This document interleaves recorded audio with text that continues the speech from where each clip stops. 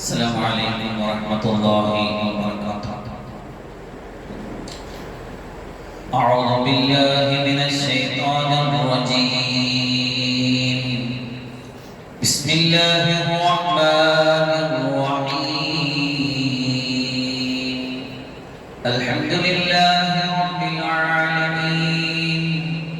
الصلاة والسلام على سيدنا محمد وعلى آله وأصحابه وأتباعه أجمعين. اللهم رب اشرح لي صدري ويسر لي أمري واحلل عقدة من لساني يفقهوا قولي.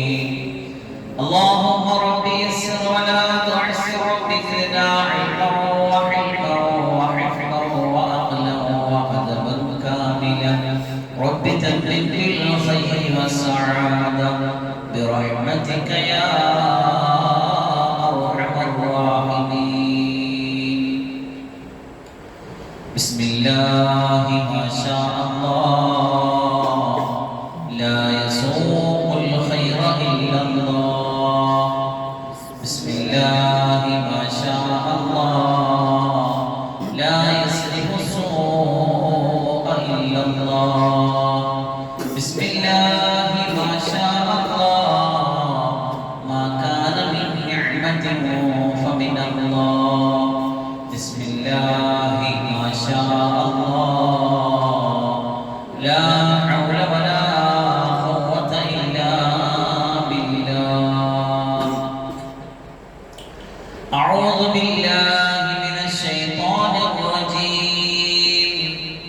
بسم الله الرحمن الرحيم. والشمس تجري لمستقر لها، ذلك تقدير العزيز العليم.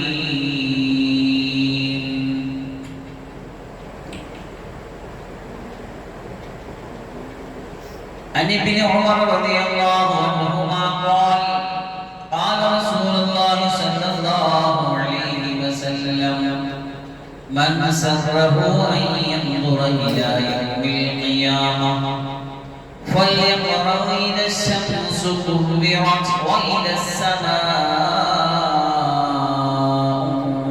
فطرت وإذا السماء انشقت، أو كما قال سيدنا وحبيبنا رسول الله صلى الله عليه وسلم. അല്ലാഹു സുബ്ഹാനഹു വ തആല പരിശുദ്ധവും പരിപാവനവുമായ വളരെ മഹത്വങ്ങൾ ഒത്തിണങ്ങിയ ഈ മജ്‌ലിസിൽ നമ്മെ ഒരുമിച്ച് ചേർത്തതുപോലെ അല്ലാഹുവിന്റെ ഇഷ്ടക്കാർക്ക് വേണ്ടി ഇഷ്ടം പോലെ അല്ലാഹു സംഭരിച്ചു വെച്ചിരിക്കുന്ന അല്ലാഹുവിന്റെ ഇഷ്ടജനങ്ങളുടെ സ്വർഗ്ഗത്തിൽ നമ്മളെല്ലാവരെയും അല്ലാഹുവിന്റെ ഇഷ്ടത്തോടുകൂടി നമ്മെ ഒരുമിച്ച് കൂട്ടി അനുഗ്രഹിക്കുമാറാകട്ടെ. ആമീൻ. പരിശുദ്ധമായ സൂറത്ത് യാസീനിന്റെ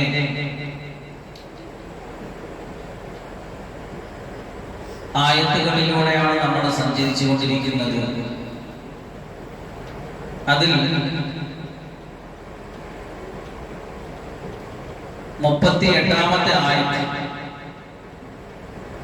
അല്ലാഹു സുബ്ഹാനഹു വ തആല ആയത്തിലൂടെ നമ്മോട് പറയുന്നത്: വശംസു തജ്രി ലിമുസ്തഖറിൻ ലഹാ, ദാലിക തഖ്ദീറുൽ അസീസിൽ അലീം. സൂര്യൻ ചലിക്കുന്നുണ്ട്, സൂര്യൻ സഞ്ചരിക്കുന്നുണ്ട്.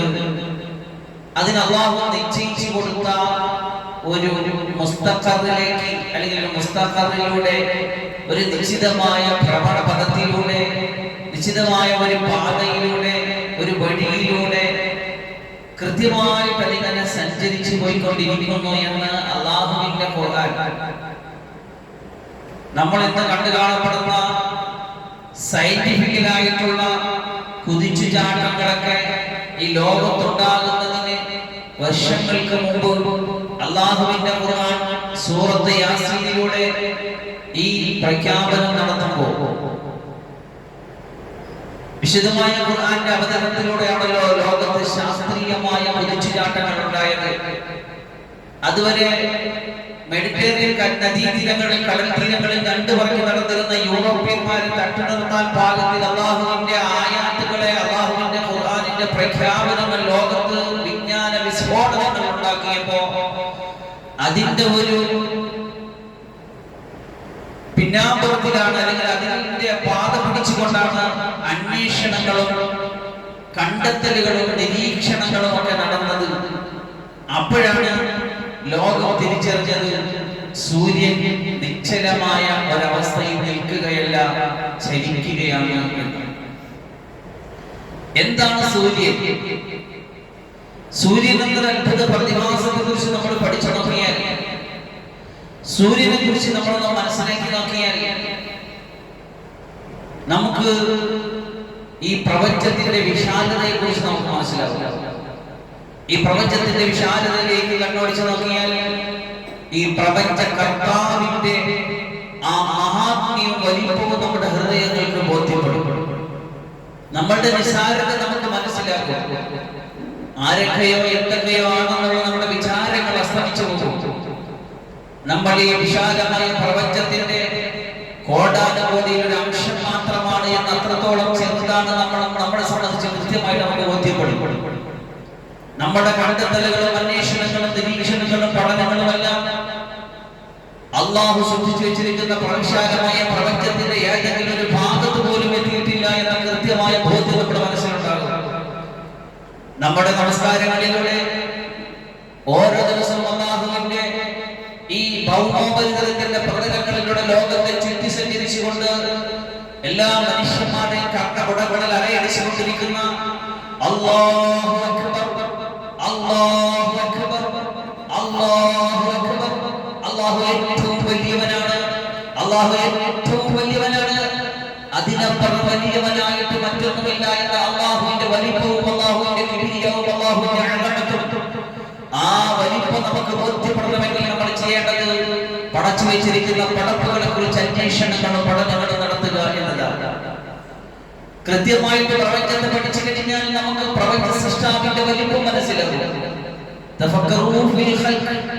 ഈ പടപ്പുകളെ ഒന്ന് പഠിക്കും, ആകാശത്തെ പഠിക്കുന്നത് ദൃഷ്ടാന്തമാണെന്ന് ബോധ്യപ്പെടും, ഭൂമിയെ പഠിക്കുന്നത് അത്ഭുതമാണ് എന്ന് ബോധ്യപ്പെടും, സൂര്യനെ പഠിക്കുന്നത് അത്ഭുതകരമായ ഒരു പ്രതിഭാസമാണ് എന്ന് കൃത്യമായിട്ട് നമുക്ക് ബോധ്യപ്പെടും.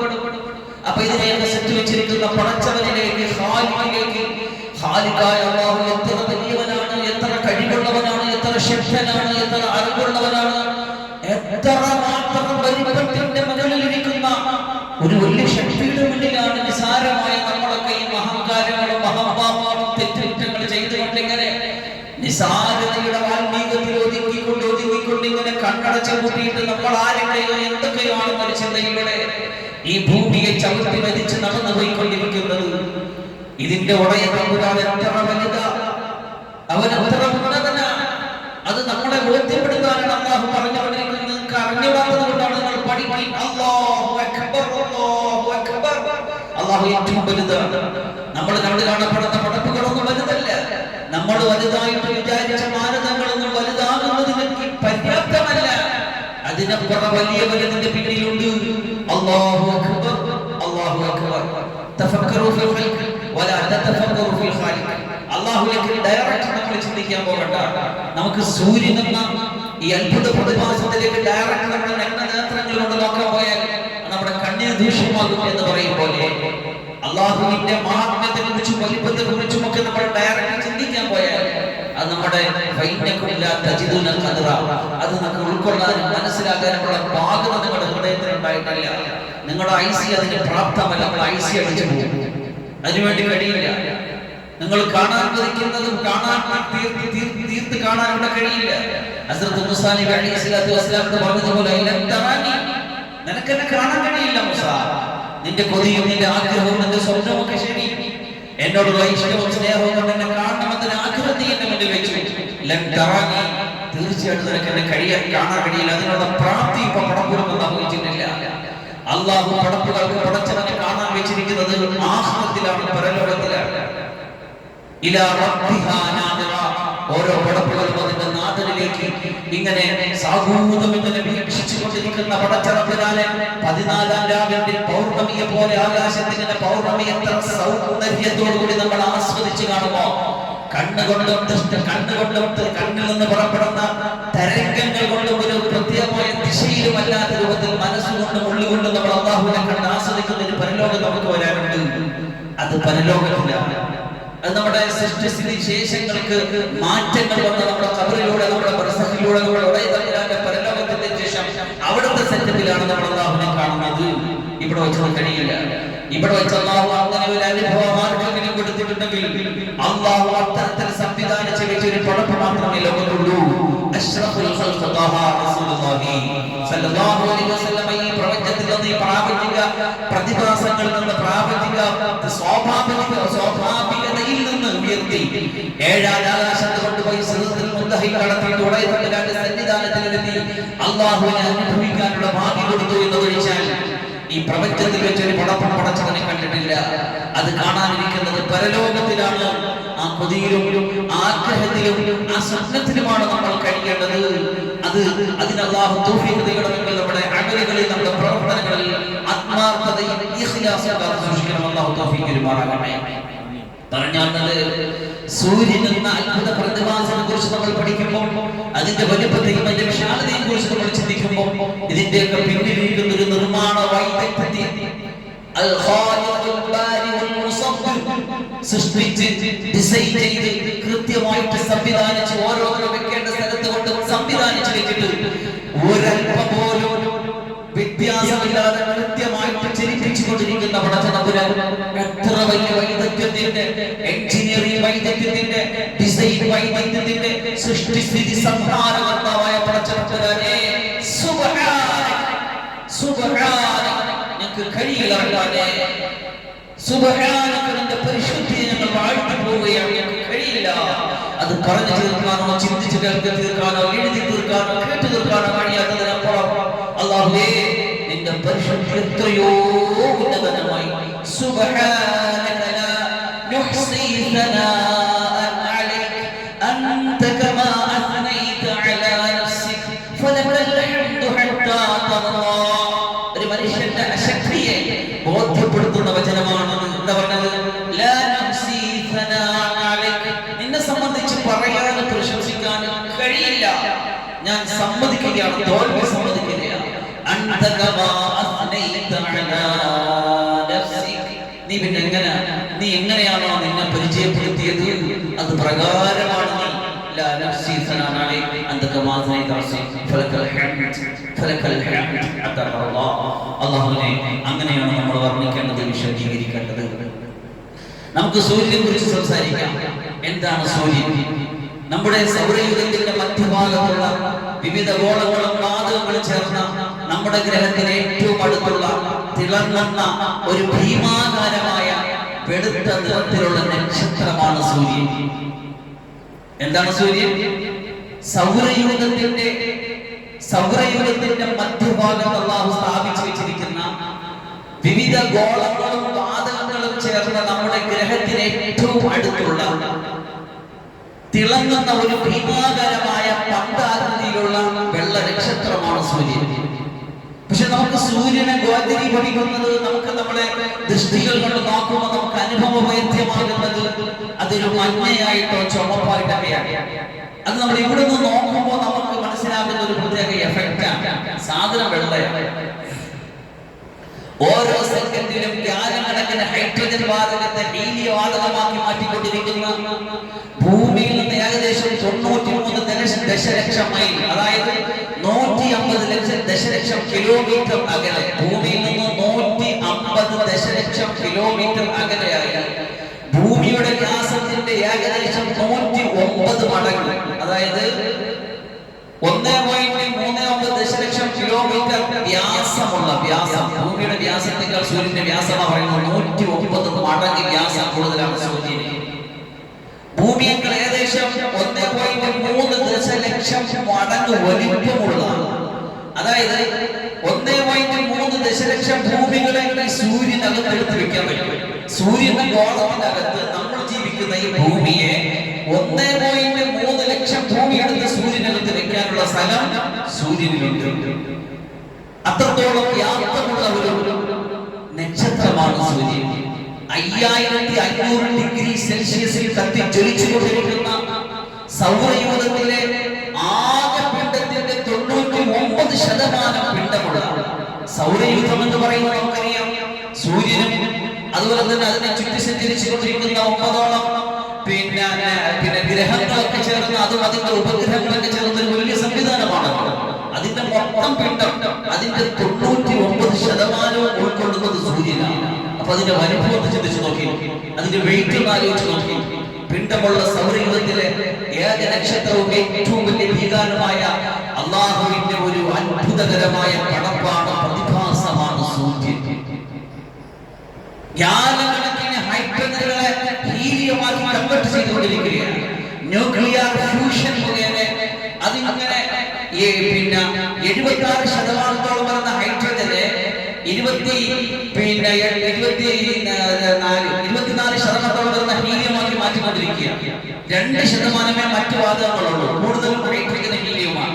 ഈ ന്യൂക്ലിയർ ഫ്യൂഷൻ അതിനകത്ത് നടന്നുകൊണ്ടിരിക്കുന്നത് കൊണ്ടാണ് അതിന്റെ ഊർജ്ജം പുറത്തു വരുന്നത്. ആ ഊർജ്ജം കൊണ്ടാണ് സൗരയൂഥത്തിലെ, പ്രപഞ്ചത്തിലെ, ഭൂമിയിലെ സർവ്വ ജീവജാലങ്ങളെയും അള്ളാഹു കൃത്യമായിട്ട് ഓരോ ദിവസവും പരിപാലിച്ചു കൊണ്ടിരിക്കുന്നത്. ഇതൊരു നക്ഷത്രമാണ്. അപ്പൊ എന്താണ് നക്ഷത്രം എന്ന് നമുക്ക് മനസ്സിലാക്കാം. നക്ഷത്രം എന്നത് സ്വന്തം ഗുരുത്വാകർഷണം കാരണം ഒരുമിച്ച് ചേർന്ന് നിൽക്കുന്നതും അതിന്റെ കാറ്റ് നടക്കുന്ന ന്യൂക്ലിയർ ഫ്യൂഷൻ വഴി ഊർജ്ജവും പ്രകാശവും പുറത്തുവിടുന്നതുമായ വലിയ വാതക ഗോളങ്ങളെ നക്ഷത്രങ്ങൾ എന്ന് പറയുന്നത്. അത്തരത്തിൽ ഈ സൗരയൂഥത്തിലെ ഏറ്റവും വലിയ നക്ഷത്രമാണ് സൂര്യൻ. ഗ്രഹം എന്ന് വെച്ച് കഴിഞ്ഞാൽ നമ്മുടെ ഭൂമി ഒരു ഗ്രഹമാണ്. അങ്ങനെയുള്ള 9ഓളം ഗ്രഹങ്ങളാണ് സൗരയൂഥത്തിനെ ചുറ്റിപ്പറ്റി നിൽക്കുന്നത്. സൂര്യനെയോ നക്ഷത്രത്തെയോ പരിക്രമണം ചെയ്യുന്ന സ്വന്തം ഗുരുത്വാകർഷണത്താൽ വൃത്താകൃതിയിലായ എന്നാൽ സ്വന്തം ഭ്രമണപഥത്തിന് ചുറ്റുമുള്ള ഭാഗത്തെ ഗ്രഹങ്ങളെയും മറ്റു വസ്തുക്കളെയും അകറ്റി നിർത്താൻ കഴിവില്ലാത്ത, സ്വന്തമായി പ്രകാശിക്കാത്ത ഒരു ജ്യോതിർഗോളമാണ് ഗ്രഹം എന്ന് പറയുന്നത്. അത്തരത്തിലൊരു കുഞ്ഞു ഗ്രഹത്തിലാണ് നമ്മളുള്ളത്. സൂര്യനെ എടുത്ത് വെച്ചിട്ട് അതിനകത്ത് ഭൂമി വെച്ച് കഴിഞ്ഞാൽ വളരെ ചെറിയ, ഗൂഗിൾ ചെയ്ത് നോക്കിയാൽ അറിയാൻ പറ്റും ഇതിന്റെ ആനുപാതിക വലിപ്പം. വളരെ ചെറിയ ഒരു പൊട്ടുപോലെ ഇരിക്കുന്ന സാധനമാണ് ഭൂമി. നമ്മൾ പറഞ്ഞല്ലോ എത്ര മടങ്ങ് വലിപ്പം നമ്മൾ പറഞ്ഞു. എത്ര സൂര്യനെ, എത്ര ഭൂമി എടുത്ത് വെക്കാൻ പറ്റും സൂര്യന്റെ അകത്ത്? 1.3 ദശലക്ഷം ഭൂമികളെ എടുത്ത് സൂര്യന്റെ അകത്ത് വെക്കാൻ പറ്റും. അപ്പൊ ഈ സൂര്യൻ എത്ര വലിയ സാധനം. അല്ലാഹു സുബ്ഹാനഹു വ തആല സംവിധാനിച്ച് കൃത്യമായിട്ട് അതിന്റെ ഭ്രമണപഥത്തിലൂടെ സഞ്ചരിപ്പിച്ച് അതിനെ ബാലൻസ് ചെയ്ത് അതിൽ ചെയ്യേണ്ട ധർമ്മങ്ങൾ അതിനെ നിശ്ചയിച്ചു കൊടുത്ത്, ഡ്യൂട്ടികൾ അതിനെ കറക്റ്റ് ചെയ്ത് കൊടുത്ത് അതിനെ ഇങ്ങനെ കൃത്യമായിട്ട് ഇങ്ങനെ അല്ലാഹു നടത്തിക്കൊണ്ടിരിക്കുന്നെങ്കിൽ എത്ര വലിയ അത്ഭുതമാണ് ഈ സൂര്യൻ. എന്തെല്ലാം കാര്യങ്ങളാണ് നമുക്ക് നൽകുന്നത്. ഭൂമിയിൽ ജീവൻ നിലനിർത്താൻ ആവശ്യമായ ഊർജ്ജം ഇങ്ങനെ നൽകിക്കൊണ്ടിരിക്കുന്നത് സൂര്യനാണ്. സൂര്യനില്ലെങ്കിൽ ഭൂമി പിന്നെ നിർജീവമായ വസ്തുവാണ്. തണുത്തുറഞ്ഞ ഒരു വസ്തുവായിട്ട് മാത്രം ഈ ഭൂമി അസ്തമിച്ചു പോകും. നമ്മുടെ സൗരയൂഥത്തിന്റെ കേന്ദ്രമാണ് സൂര്യൻ എന്ന ഈ നക്ഷത്രം. അത് നമുക്ക് വെളിച്ചവും ചൂട് നൽകുന്നു, ഭൂമിയിൽ ജീവൻ നിലനിൽക്കാൻ സഹായിക്കുന്നു. എല്ലാ ദിവസവും സൂര്യൻ കിഴക്കുതിക്കുകയും പടിഞ്ഞാറ് അസ്തമിക്കുകയും ചെയ്യുന്നു. സസ്യങ്ങൾ വളരുന്നതിനും പ്രകാശ സംശ്ലേഷണത്തിനും ഭക്ഷണം നിർമ്മിക്കുന്നതിനുമൊക്കെ സൂര്യൻ ആവശ്യമാണ്. സൂര്യനില്ലെങ്കിൽ ഭൂമി ഇരുണ്ടതും തണുപ്പുള്ളതും നിർജീവമായി തീരും. ഭൂമി നോക്കുമ്പോൾ ഒരു മഞ്ഞ പന്ത് പോലെയാണ് സൂര്യനെ കാണപ്പെടുന്നത്. നഗ്ന നേത്രങ്ങൾ കൊണ്ട് സൂര്യനെ കാണാൻ കഴിയാത്തതാണ് ശാസ്ത്രജ്ഞർ സോളാർ ടെലിസ്കോപ്പിലൂടെയാണ് സൂര്യനെ പഠിച്ചുകൊണ്ടിരിക്കുന്നത്. സൂര്യനും ഭൂമിയും തമ്മിലുള്ള ബന്ധമാണ് ഋതുക്കൾ എന്ന് പറയുന്നത്. ഋതുക്കൾ എന്ന് പറഞ്ഞാൽ ഫസ്ലുകൾ എന്ന് അറബി പറയും, ഇംഗ്ലീഷിൽ സീസണുകൾ എന്ന് പറയും. സീസണുകൾ മാറി മാറി വരുന്നത് ഈ കൃത്യമായ ഒരു ആനുപാതിക അകലത്തിലൂടെ സൂര്യനെയും ഭൂമിയെയും അള്ളാഹു കൃത്യമായിട്ട് യാത്ര ചെയ്യിപ്പിക്കുമ്പോൾ ഉണ്ടാകുന്ന ഒരു സംവിധാനമാണ്. ഞാൻ പറഞ്ഞല്ലോ 5500 ഡിഗ്രി സെൽഷ്യസിൽ കത്തിച്ചൊരിച്ചുകൊണ്ടിരിക്കുന്ന ഒരു തീഗോളമാണ് സൂര്യനെ. അള്ളാഹു നിശ്ചയിച്ച പോയിന്റിനേക്കാൾ ഒരു അല്പം അടുത്തോട്ട് ഭൂമിയുടെ മൊത്തം കരിയുമ്പോൾ ആ കൃത്യമായ പോയിന്റിന് അപ്പുറത്തോട്ട് സൂര്യൻ പോയി കഴിഞ്ഞാൽ ഭൂമി തണുത്തു പോകും. അപ്പൊ അതിനൊരു ബാലൻസിംഗ് സംവിധാനം വേണം. അതിന് ഉഷ്ണകാലത്ത് ഉഷ്ണം കൊടുക്കണം, ശൈത്യകാലത്ത് തണുപ്പ് കൊടുക്കണം, വസന്തകാലത്ത് തണുപ്പും ചൂട് ചേർന്നത് കൊടുക്കണം. അങ്ങനെ ഓരോ സീസണുകളെ മാറ്റുന്നത് ഞാൻ മുമ്പ് പറഞ്ഞിരുന്നു. ഈ ഭൂമിയുടെ ഭൂമധ്യരേഖ എന്ന ഭൂമിയുടെ ഒരു ഭൂമിയാകുന്ന നമ്മൾ ജീവിക്കുന്ന ഗോളത്തെ നേരെ സെന്ററിൽ ഒരു നൂല് കെട്ടിയാൽ ഒരു ബോൾ സങ്കല്പിക്കുക. അതിന്റെ മുകളിലൂടെ ഇങ്ങനെ നമ്മൾ റബ്ബർ പിടിച്ചിരിക്കുകയാണ്. ഇതിനാണ് ഭൂമധ്യരേഖ എന്ന് പറയുന്നത്. ധ്രുവങ്ങളിൽ നിന്ന് ഇതിലേക്കുള്ള ഈ അകലം അതുപോലെ അങ്ങേയറ്റത്ത് നിന്ന് ഇവിടേക്കുള്ള അകലം, ഇതിനാണ് അക്ഷാംശ രേഖ പിന്നെ എന്നൊക്കെ പറയുന്നത്, ആറ്റിറ്റ്യൂഡ് ലോങ്ങിറ്റ്യൂഡ് എന്നൊക്കെ പറയുന്നത്. ഈ മാപ്പിലൊക്കെ നമ്മുടെ സ്ഥാനങ്ങൾ നിശ്ചയിക്കുന്നത് അങ്ങനെയാണ്. ധ്രുവത്തിൽ നിന്ന് ഇത്ര അകലം ഇങ്ങോട്ടോ, ഇത്ര ഡിഗ്രി ഇങ്ങോട്ടോ, അങ്ങേയറ്റത്ത് നിന്ന് ഇത്ര ഇങ്ങോട്ടുമാകുമ്പോൾ അവന്റെ ലോങ്ങിറ്റ്യൂഡും ലാറ്റിറ്റ്യൂഡും ഇത്രയാണ്. അവിടെയാണ് നമ്മുടെ മാപ്പിൽ നമ്മുടെ സ്ഥാനം. ഇപ്പോഴും പുതിയ പോസ്റ്റൽ സംവിധാനത്തിലൊക്കെ അങ്ങനത്തെ ഒരു അഡ്രസ്സിലേക്ക് പോയിട്ടുണ്ട്. ഒരിക്കലും തെറ്റാത്ത അഡ്രസ് സംവിധാനം അതാണ് പറഞ്ഞു വന്നത്. ഭൂമധ്യരേഖയുടെ മുകളിൽ നമുക്കിങ്ങനെ അനുഭവവേദ്യമാകുന്നത് ഭൂമധ്യരേഖയുടെ മുകളിൽ ഇങ്ങനെ സൂര്യൻ. അപ്പോ സൂര്യനെ ചുറ്റിയിട്ട് ഭൂമി ഇങ്ങനെ പരിക്രമണം ചെയ്യുമ്പോൾ 365 ദിവസം കൊണ്ടാണ് ഈ സൂര്യൻ ഭൂമിയെ ചുറ്റിത്തീരുന്നത്. അതിനൊരു വർഷം എന്ന് പറയുന്നത്. അപ്പോ അങ്ങനെ സഞ്ചരിക്കുമ്പോ ഈ 3 മാസക്കാലം നമ്മുടെ ഭൂമധ്യരേഖയിൽ നിന്ന് വലത്തോട്ടും 3 മാസക്കാലം ഇടത്തോട്ടും, പിന്നെ ഇവിടുന്ന് അങ്ങോട്ട് 3 മാസം, ഇങ്ങോട്ട് 3 മാസം, അങ്ങനെ 12 മാസം. അങ്ങനെ ഒരു വർഷത്തിന്റെ 4 ഫസലുകളെ, ശൈത്യവും ഉഷ്ണവും വസന്തവും ഹേമന്തവും, ഇങ്ങനെ സീസണുകളെ, ഋതുക്കളെ അല്ലാഹു കറക്റ്റ് ചെയ്യുന്നത്. അങ്ങനെ സഞ്ചരിച്ചു പോകുമ്പോ ആ ഉദയാസ്തമനങ്ങളെ കണക്കാക്കിയിട്ടാണ് നമ്മുടെ നമസ്കാരങ്ങളെ നമ്മൾ കണക്കിലാക്കുന്നത്.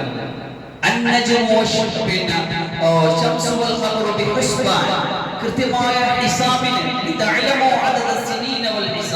വർഷങ്ങളെ കണക്കാക്കാൻ സൂര്യനെ അടിസ്ഥാനമാക്കിക്കൊണ്ട് ഗ്രിഗോറിയൻ കലണ്ടറുകൾ നടക്കുമ്പോ ബാക്കി എല്ലാ പ്രാപഞ്ചിക പരിപാടികളും സൂര്യോദയാസ്തമനങ്ങളെ നോക്കിക്കൊണ്ട് ഗ്രിഗോറിയൻ കലണ്ടറിനെ ആസ്പദമാക്കിയാണ് നടക്കുന്നത്. എന്നാൽ മുസ്ലിം വിശേഷ ദിവസങ്ങൾ മാത്രം ചന്ദ്രന്റെ വരവുകളെ അടിസ്ഥാനമാക്കിക്കൊണ്ട് ലൈവായിട്ടാണ് നടക്കുന്നത്. പെരുന്നാൾ എന്താണ് എന്ന് നമുക്ക് ഇപ്പൊ തീർത്തു പറയാൻ കഴിയില്ല. നബിദിനം എന്താണ് എന്ന് ഇപ്പൊ തീർത്തു പറയാൻ കഴിയില്ല. അതിങ്ങനെ ചന്ദ്രൻ വന്ന് ഉദിച്ചസ്തമിച്ച് കാണിക്കണം. അങ്ങനെ അല്ലാഹു സെറ്റ് ചന്ദ്ര കലണ്ടറും സൂര്യ കലണ്ടറും തമ്മിലുള്ള വ്യത്യാസം അങ്ങനെയാണ് വരുന്നത്. അത് രണ്ടിനെയും അല്ലാഹു മാസങ്ങളും ദിവസങ്ങളും വർഷങ്ങളും നിശ്ചയിക്കാനുള്ള സംവിധാനമാക്കി പ്രാപഞ്ചിക പ്രതിഭാസമാക്കി വെച്ചിരിക്കുകയാണ്. ഞാൻ പറഞ്ഞല്ലോ, ഇങ്ങനെയാണ് ഭൂമി. ഈ ഭൂമിയുടെ ഇങ്ങനെ ഒരു റബ്ബർ ഇട്ടപ്പോൾ അതിന് ഭൂമധ്യരേഖ എന്നാണ് നമ്മൾ പേര് പറഞ്ഞത്. ഇങ്ങനെ ഒരു റബ്ബർ ഇട്ടാൽ, രീതിയിൽ ഒരു റബ്ബർ ഇട്ടാൽ അതിന് ഉഫുഖ് എന്ന് പറയുമ്പോൾ ചക്രവാളം. ഈ ചക്രവാളത്തിന്റെ മുകളിലേക്ക് ഒരു സാധനം വരുമ്പോഴേ നമ്മൾ ഉദിച്ചു എന്ന് പറയുക. അങ്ങനെ ഉദിക്കാറായി ഭൂമിയിലെ ചക്രവാളത്തിന്റെ മുകളിലേക്ക് നമ്മുടെ ഓരോരുത്തരും നിലകൊള്ളുന്ന അതിൽ നിന്ന് ഭൂമിയുടെ ആ ഭാഗത്ത് നിന്ന് ഉദിക്കാൻ തുടങ്ങുമ്പോൾ ഒരു സത്യപ്രഭാതം വരും. അപ്പൊ നമുക്ക് സുബഹി സ്റ്റാർട്ട് ചെയ്യും. നമ്മുടെ ചക്രവാളത്തിന്റെ മുകളിൽ സൂര്യൻ വരുമ്പോ സുബഹി സ്റ്റോപ്പാവും, സുബഹിയുടെ ടൈം കഴിയും. അങ്ങനെ ഉദിച്ച സൂര്യൻ നമ്മുടെ നേരെ മുകളിൽ എത്തുമ്പോ സവാലി എന്ന് പറയുന്നത് എപ്പോഴാണ്? നമ്മുടെ ഉച്ചിയിൽ, നമ്മുടെ ഉച്ചിയുടെ മുകളിൽ സൂര്യൻ വരുമ്പോഴാണ് സൂര്യൻ ഇസ്തിവാ എന്ന് പറയുന്നത്. ഇസ്തിവാ എന്ന് പറഞ്ഞാൽ സൂര്യൻ കറക്റ്റ് നേരെ മുകളിലെത്തും. അപ്പോഴാണ് നട്ടുച്ച എന്നൊക്കെ പറയാം. അവിടെ നിന്ന് തെറ്റി കൊടുക്കുമ്പോഴാണ് സവാൽ എന്ന് പറയുന്നത്. സമയം സ്റ്റാർട്ട് ചെയ്യും. അപ്പൊ ഇങ്ങനെ ഭൂമിയുടെ മുകളിൽ കുത്തിവെച്ചിരിക്കുന്ന ഏതൊരു സാധനത്തിന് നിഴലുണ്ടാവും. കൃത്യമായിട്ട് അതിന്റെ മുകളിൽ നിന്ന് ഇങ്ങനെ പോകുമ്പോൾ നിഴലുണ്ടാവും. അതിങ്ങനെ നിഴലുണ്ടായിട്ട് കൃത്യം അതേ അളവിൽ എത്തുമ്പോഴാണ് അതിന്റെ ബഹുന്ന സമയം വരുന്നത്. പിന്നെ അത് ഇരട്ടിയാകുമ്പോൾ കുറച്ചുകൂടി സൂര്യൻ അങ്ങോട്ട് പോകും. അപ്പൊ അസ്തമന സമയത്ത് അങ്ങനെ സൂര്യൻ അസ്തമിച്ച് കഴിയുമ്പോൾ മഗ്‌രിബ് തുടങ്ങും. അപ്പൊ ചെറിയൊരു ചെമ്മാനം പോലെ ആ സൂര്യന്റെ ചെറിയ വെളിച്ചം മുകളിൽ കാണും. ആ ചെമ്മാനം തീരുമ്പോൾ മഗ്‌രിബ് ഇശാ തുടങ്ങും. പിന്നെ സൂര്യൻ ഇങ്ങനെ പോയിട്ട് അടുത്ത് വീണ്ടും ദൈനംദിനമുള്ള ആ ഒരു പരിക്രമണം അങ്ങനെ നടന്നുകൊണ്ടിരിക്കും.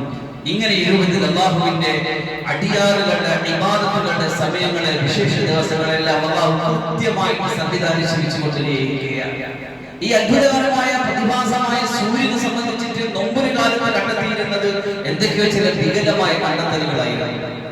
എന്ന് വെച്ച് കഴിഞ്ഞാൽ ഞാൻ കഴിഞ്ഞ ആഴ്ച സൂചിപ്പിച്ചിരുന്നല്ലോ, അതായത് ഈ പ്രപഞ്ചത്തെ എല്ലാം ഒരു കൃത്യമായ ഫലകങ്ങളായിട്ട് 11ഓളം ഫലകങ്ങളായിട്ട് നിശ്ചയിച്ചു വെച്ചു.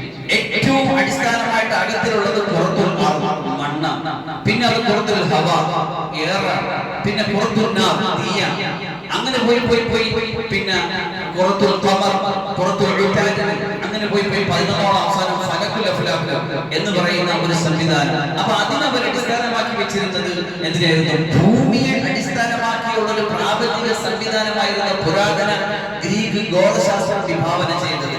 പക്ഷെ അതിനെ പൊളിച്ചെഴുതിയത് കോപ്പർനിക്കസ് എന്ന പണ്ഡിതന്റെ വീക്ഷണത്തിലാണ്.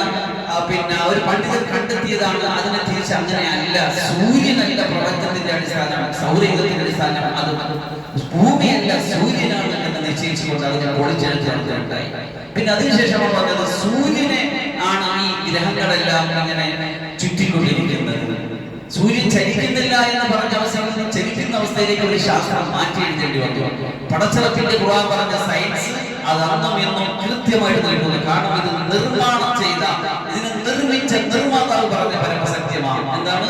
സൂര്യൻ അതിങ്ങനെ ചലിച്ചുകൊണ്ടേയിരിക്കുകയാണ്. ഞാൻ കഴിഞ്ഞ ക്ലാസ്സുകളിലൊക്കെ സൂചിപ്പിച്ചിരുന്നു സൂര്യന്റെ ചലനത്തെ. സൂര്യന്റെ 3 തരത്തിലുള്ള ചലനമാണുള്ളത്. ഒന്ന്, സൂര്യൻ എന്താകുന്ന തന്റെ ഫാമിലി സഹിതം സൗരയൂഥം സഹിതം ഒരു കൃത്യമായ നക്ഷത്രത്തെ ലക്ഷ്യം വെച്ച് സഞ്ചരിച്ചുകൊണ്ടിരിക്കുക. നമ്മളെല്ലാവരും സഞ്ചാരത്തിലാണ്.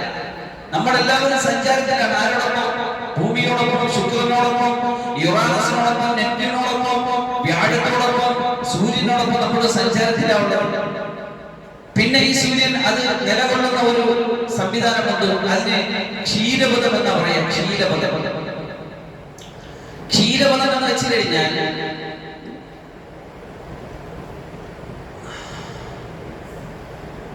കോടിക്കണക്കിന് നക്ഷത്രങ്ങളും ഗ്രഹങ്ങളും വാതകങ്ങളും ധൂളികളും ചേർന്നൊരു കൂട്ടം, ഒരു ഗ്രൂപ്പ്. അതിന്റെ അകത്ത് എന്തൊക്കെയാണ്?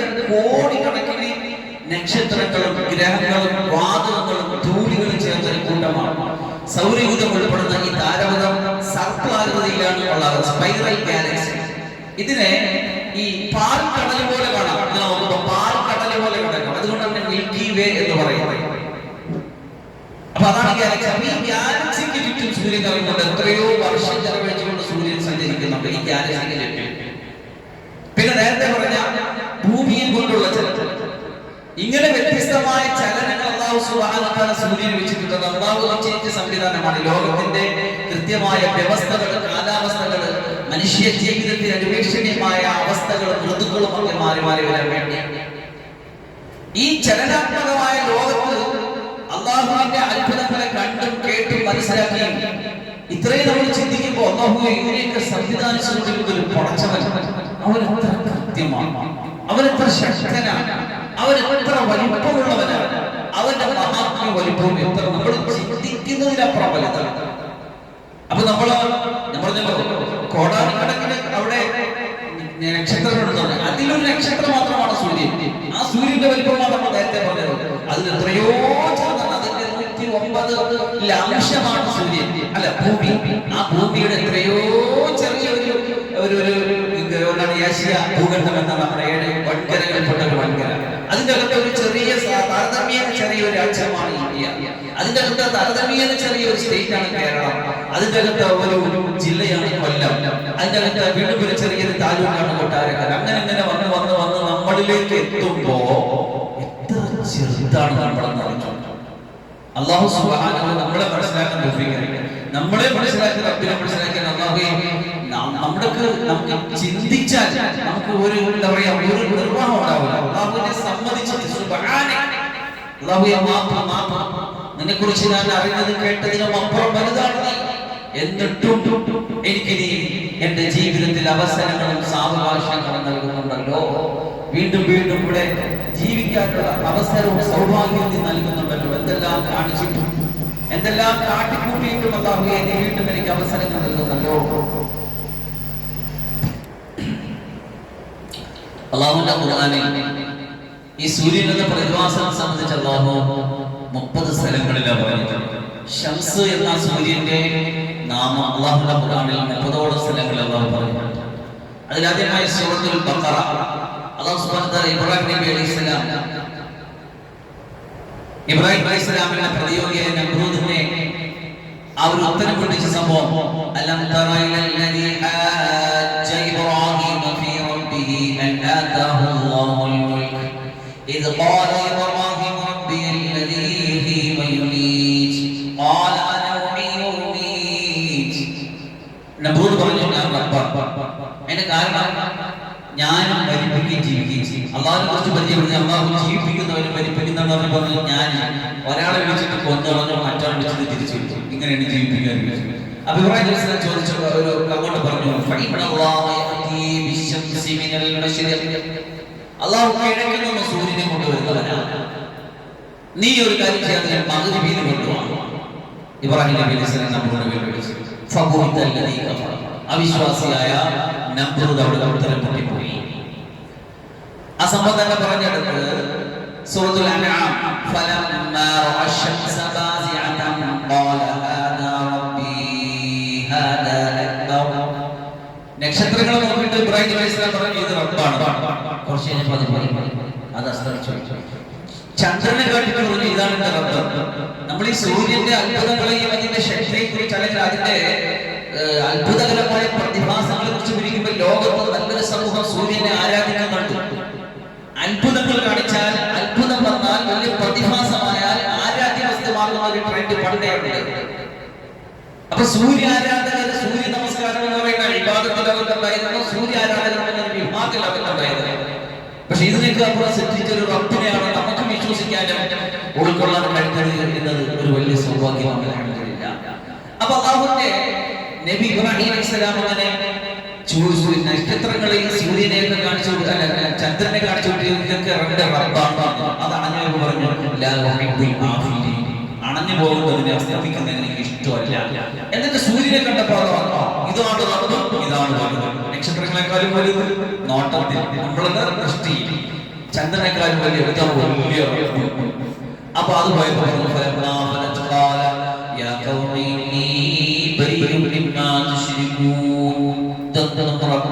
പറ്റിയതല്ല, ഇതൊക്കെ ഉദിച്ചസ്തമിച്ചു കൊണ്ടിരിക്കുന്ന പ്രാപഞ്ചിക പ്രതിഭാസങ്ങൾ മാത്രമാണ്. സൂറത്തുൽ അൻആം ഫാലിഖുൽ ഇസ്ബാഹ് വജഅല ലൈല സകനൻ വശംസ വൽ ഖമറ ഹുസ്ബാന. അല്ലാഹു പറഞ്ഞു സൂര്യനെ ചെന്നിട്ട് അല്ലാഹു കൃത്യമായി കണക്കിലാക്കിയിരിക്കുന്നു. ജ്യോതിശാസ്ത്രം എന്നറിയപ്പെടുന്ന ഒരു അത്ഭുതകരമായ ശാസ്ത്രീയ ശാഖ തന്നെ ആവിഷ്കരിച്ചിട്ടുണ്ട്.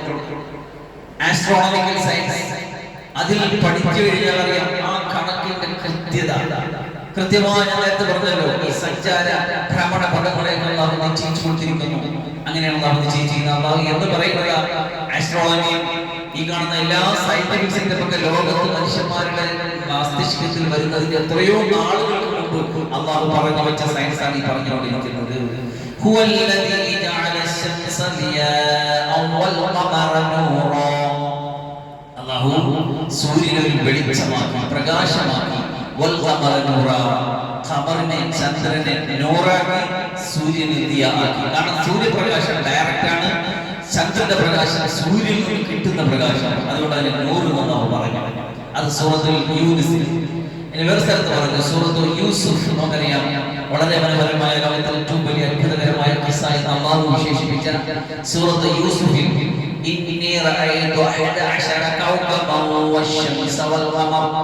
സൂര്യനെയും ചന്ദ്രനെയും 11 നക്ഷത്രങ്ങളെയും എനിക്ക് സുജൂദ് ചെയ്യുന്നതായിട്ട് ഞാൻ കണ്ടു എന്ന യൂസുഫ് നബിയുടെ സ്വപ്നം. അതിൽ സൂര്യൻ കടന്നു വരുന്നുണ്ട്. സൂറത്തുൽ റഅദിൽ വസഖറ അശംസ വൽ ഖമർ. സൂര്യനെയും ചന്ദ്രനെയും അല്ലാഹു കീഴ്പ്പെടുത്തി കൊടുത്തിരിക്കുകയാണ്. അല്ലാഹു സൂര്യനെയും ചന്ദ്രനെയും കീഴ്പ്പെടുത്തി.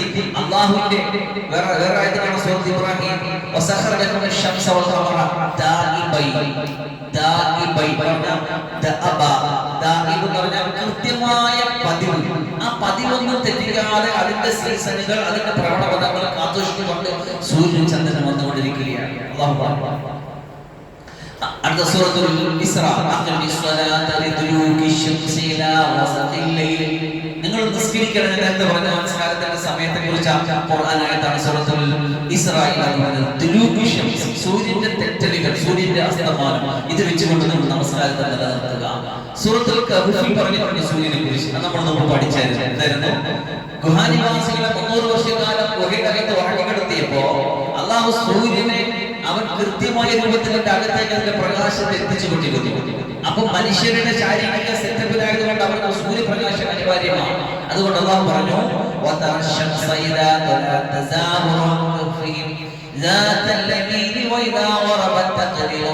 വലത്തോട്ടും ഇടത്തോട്ടും ഇങ്ങനെ ചിരിച്ചുകൊണ്ടേ. അവസാനം ദുൽഖർനൈൻ എന്നുള്ളവരുടെ സംഭവം പറഞ്ഞപ്പോ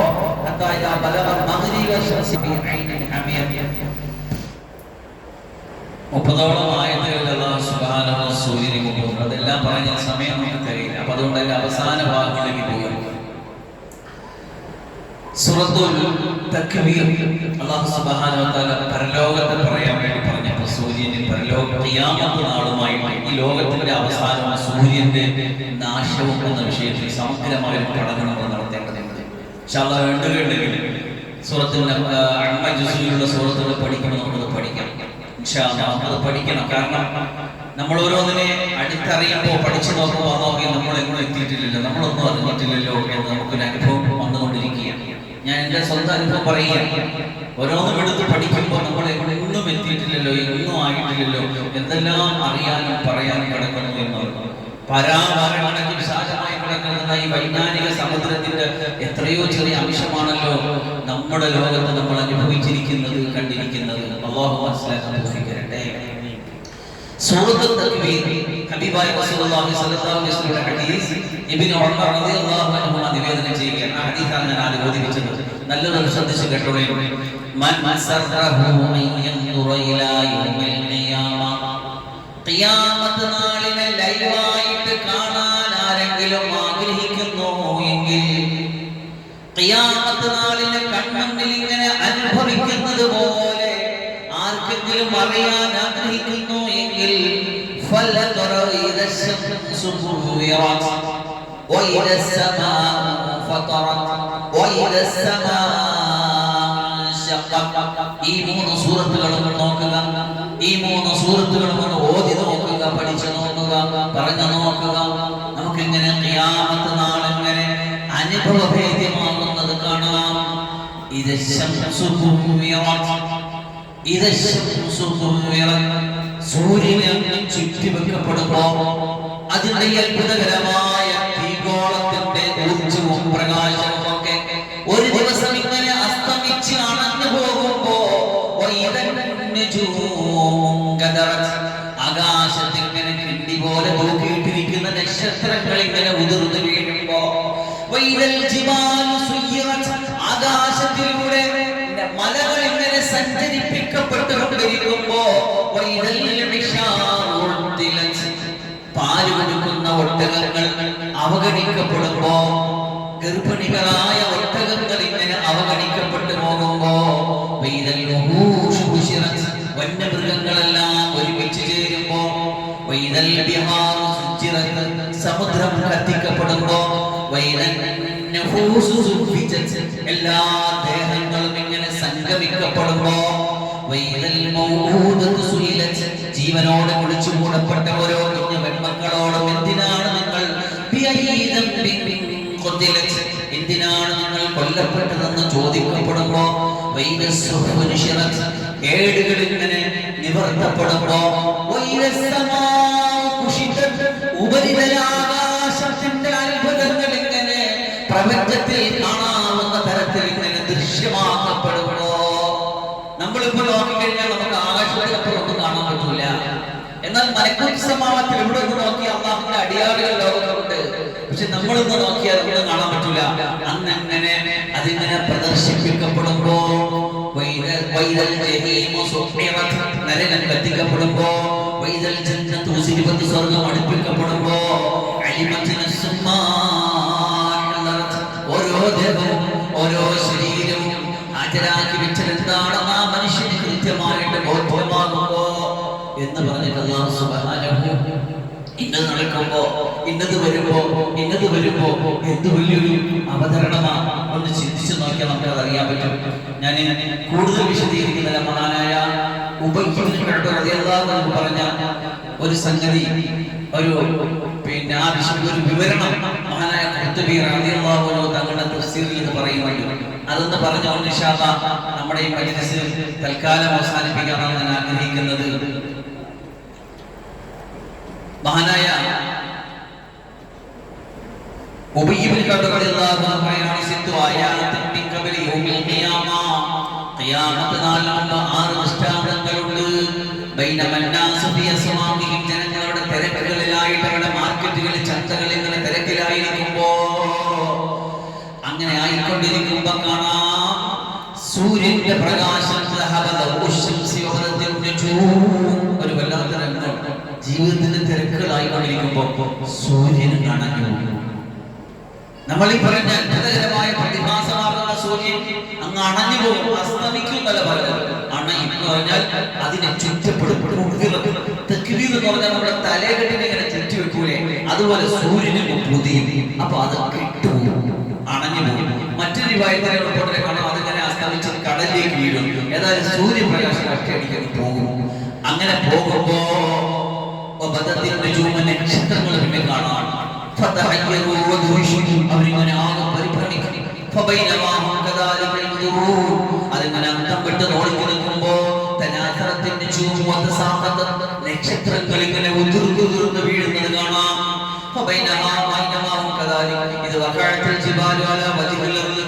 ഈ ഭൂമിയുടെ ബാലൻസ് ആക്കി ആണിയാക്കി അടിച്ചു വെച്ചിരിക്കുന്ന മലകൾ ഇങ്ങനെ ഭൂമിയിലേക്ക് മറിഞ്ഞു വീഴും. ഇങ്ങനെ വീണ് ഇങ്ങനെ തകർന്നിട്ട് കത്തും. ഇങ്ങനെ ധൂളികളായിട്ട് പോകും. ഭൂതവർഗങ്ങൾ മനുഷ്യരിലേക്കും മനുഷ്യന്മാർ ഭൂതവർഗങ്ങളിലേക്കും അന്തം വിട്ടന്താളിച്ച് പരിഭ്രാന്തരായിട്ട് ഓടിയെടുക്കും. നാൽക്കാലികളും വന്യമൃഗങ്ങളും എല്ലാ പക്ഷികളും ജീവികളും ഒക്കെ തമ്മത്തമ്മ കലരും. അതിനെ സംബന്ധിച്ചാ പറഞ്ഞത് മറ്റൊന്നിന്റെ മേൽ ഇങ്ങനെ തിങ്ങി മറിയും. എന്നിട്ട് പറയാണ്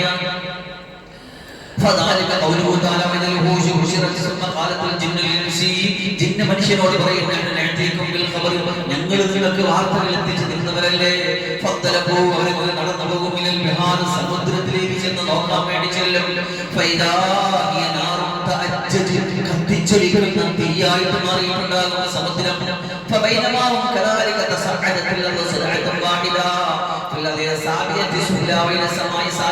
ഭൂമിയുടെ താളം തെറ്റും.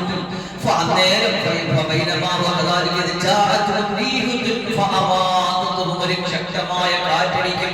ആ കാറ്റടിക്കുമ്പോൾ എല്ലാ മനുഷ്യന്മാരും അങ്ങ് മരിച്ചു പോകും.